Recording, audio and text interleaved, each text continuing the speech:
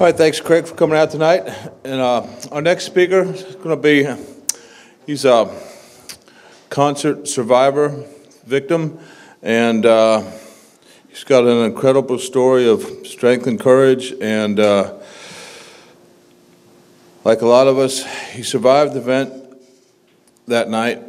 However, he risked his own life to save another girl's life. It's just a very amazing story. He's never told his public before. It's, you know, it's a lot of tough, a lot of hurt and pain there still, but it's a very incredible story.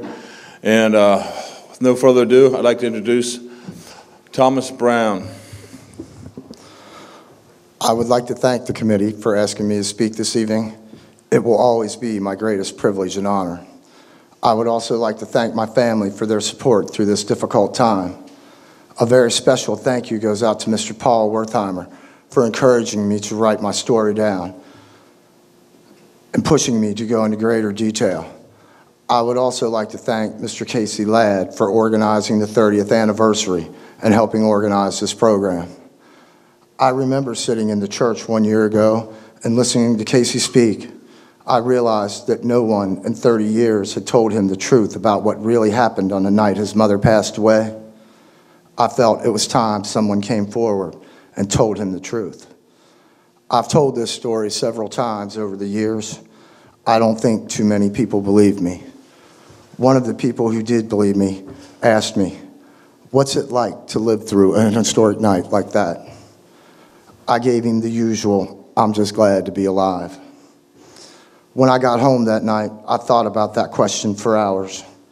I wondered if I would ever answer that question honestly.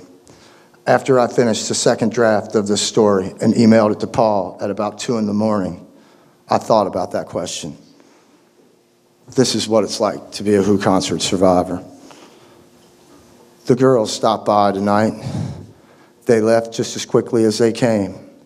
It's always the same. They come, they leave, leaving me out of breath, sweating, flat on my back, eyes wide open. There will be no sleep tonight. There never is after the girls leave. It's been that way since the night I met them. I call them Screamer and the Package. The Package is the more dependable of the two. Screamer is like the friend of your girlfriend that just doesn't like you. Without a doubt, these are the two most unforgettable girls I will ever meet. The routine is predictable now. Staring at the television, not listening. Thinking about the night I met them. It plays over and over in my head. I see it over and over and over again. It's kind of strange that some people who you see for only a short period of time can leave such a lasting memory. It always starts out the same.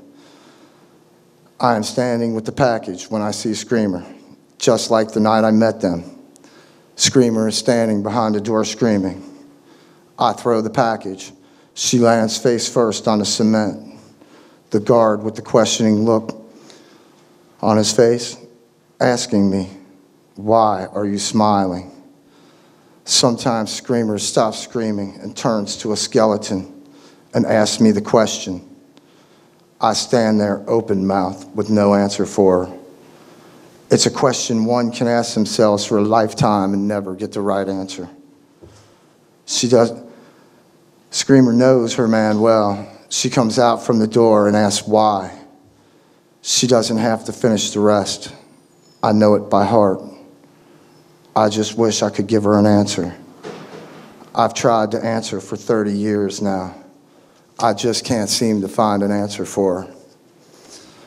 On December 3rd, 1979, I was a 5'4", 120-pound high school senior. I wore a button-down shirt to school that day. I had to hang my ticket out of my top pocket to show all my friends I had a ticket to the sold-out concert that night, the fastest sellout in Riverfront Coliseum history. I paid $30 for my $10 general admission ticket. I had been going to concerts since sophomore years and attended many concerts before. I knew full well what to expect that night. They had been having trouble with these shows for years. drug overdoses, alcohol poisoning, fights, open drug use, underage consumption, and very rowdy behavior. At a 1977 Led Zeppelin show, the crowd gathered on the plaza in the afternoon threw a three-wheel Harley-Davidson police motorcycle off the plaza on the 4th Street, about 300 feet below. After that show, they beefed up security outside the building. On December 3rd, there were checkpoints set up at all plaza entrances. Tickets had to be shown to a police officer in order to get to the plaza level. They would let no one onto the plaza level before 5 p.m. This was done to deal with the large crowds gathering hours before the shows. I think it would be fair to say the police were well aware of their security problems and were taking big steps to try bringing the crowds under control. Everyone in Cincinnati knew what went on at these shows. There were 6 of us going that night. My oldest sister Carol, Dave, Alan, Alistair, Ron, and myself. The plan was to be at the back of the crowd as the doors opened and ride the back of the crowd into the doors. Carol and I left our parents' house at 6:15 and headed down to meet our friends on the plaza. We arrived at the plaza at 6:45 and found our friends right away. We stayed behind the crowd that was already lined up. At 6:55, there came an announcement over the loudspeaker that due to the large crowd, doors would be opening on the other side of the building in 5 minutes. After some discussion amongst our group, Alistair and Ron decided to go around the building and enter there. Carol, Dave, Alan, and I walked over to the back of the line. People were starting to arrive in greater numbers now, and it took a few seconds to have people lined up behind us. I was standing in the back of the crowd at 7 o'clock. Suddenly, a group of people in single file holding on to each other came bursting through the crowd. My right arm got entangled with one of the last people. I began to be pulled away from our group. I grabbed hold of Carol's arm and tried to stay with them. I started to drag Carol with me, so I let go of her. I don't know how much farther I was dragged forward, far enough not to be able to see anyone from my group. I finally got loose from the guy I was tangled up with and turned and tried to get back to my group. The crowd had already closed in, and there was no way to reach them. I was right where I'd planned not to be, in the crowd, alone. I turned and faced the building and thought the doors will open soon and I'll go in and wait and find them inside. I was still very far from the doors. The crowd where I came to a stop was just standing there, waiting for the doors to open. We were a lot closer together, but there was no pushing at all. This is the first time and last time I have been in a crowd before the doors open. The air had an electric feeling. People were excited and ready for the doors to the concert of the year to open up and let us in. Who Are You came blasting out of the building, and the people in the back of the crowd thought the show had started and pushed forward. We were shoved together very tightly, very quickly. The man in front of me to my left put his arms around his very short girlfriend to protect her. His elbow pressed into the neck of the girl in front of me. I could see she could not breathe and could not push his elbow off her throat. I tried to tell him to move his elbow because she couldn't breathe. He didn't care. I tried moving his arm, but we were packed too close together to be able to do anything like that. The guy behind me on my left also tried, but we just couldn't get his arm out of her throat. We tried until she went down. She fell straight down onto my legs and feet. I had to bend down a little bit to grab her. I grabbed hold of her by her coat just over her shoulders. I knew the instant I touched her, if I let go or lost her, it would mean almost certain death for her and maybe more.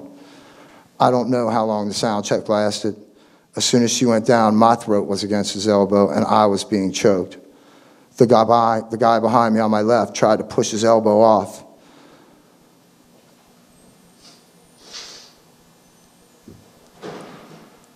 He tried to get his elbow out of my throat. I never really knew how I got away from his elbow. I remember being shoved forward and right. I almost fell over her. She ended up on my left foot. I knew I couldn't drag her through the crowd this way. I lifted her slightly and slid my foot under her butt. This way I could carry her with my foot and leg, half carry, half drag her, and move my body around her when I got pushed forward. As soon as I could, I went down and tried to wake her up. She did not respond in any way. I made sure she was breathing and stood up. I talked to the guy behind me on my left and enlisted his help. He told the guy next to him I had a girl down below the crowd. Now there were 4 of us. We decided to let the crowd push us forward and take every opportunity to advance to the doors. Once the sound check was over, we thought the doors would open very soon. I began to sweat very early on. This made gripping her very tough. It wasn't long before my leg got tired and I had to switch legs. I would let go of her with one hand, wipe the sweat off, change hands, do the same for the other hand, and switch legs. This would be repeated many times before it was over. We were slowly being pushed forward, and the real pushing was about to begin. The surges came from behind, and we would be pushed so tightly together, my chest would compress and it would push the air out of my lungs and would not accept more until the surge let off and my chest could expand again. Then our bodies would rock backwards and I could breathe again.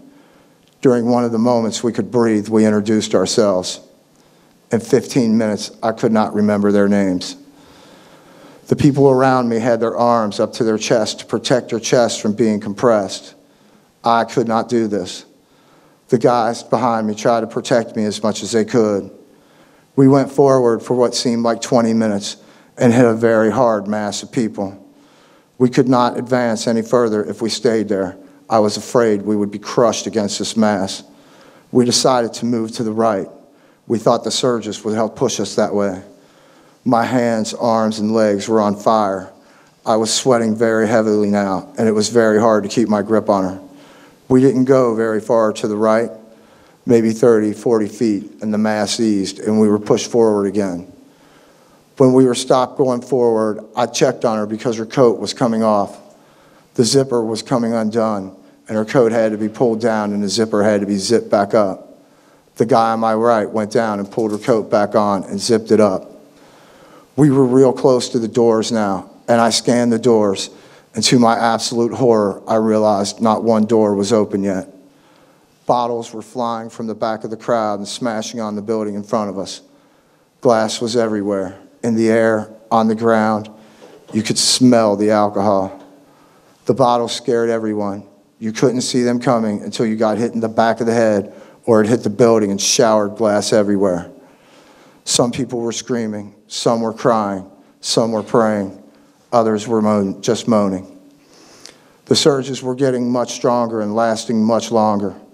After about 5 minutes of constant surges, there was a really hard and very long surge. As it eased off, I turned my head to the left and looked up so I could breathe in just a little quicker. I saw a half-gallon Jack Daniels bottle, about a quarter full, flying end over end toward the front of the building. I followed it all the way because I thought it was going to land short and hit people in the crowd. It hit the door dead center just above the crowd and broke a big hole in the door. The people against the broken door went down instantly. A guy with long black hair jumped forward and grabbed the bar on the door and said something to somebody, and 4 sets of hands forced the door open. People ran into the lobby, and some turned towards us and opened another door to my left. I saw a very good-looking girl get trapped on the wrong side of the door. Her face was smashed against the glass. I could see how just grossly distorted her face was. She was crying and screaming in the most terrified voice I will ever hear in my lifetime. "Oh my God, please help me, please help me. I don't want to die. I don't want to die." Just then, I heard someone in front of me yell, "They are opening this one." I looked up and saw people pushing the door right in front of us. I told the guy behind me on my left we had to carry her because the crowd would run us over if we didn't. He went down her legs and got her legs and came back up. I got a good hold under her shoulders, and the door opened. We were pushed straight to the opening.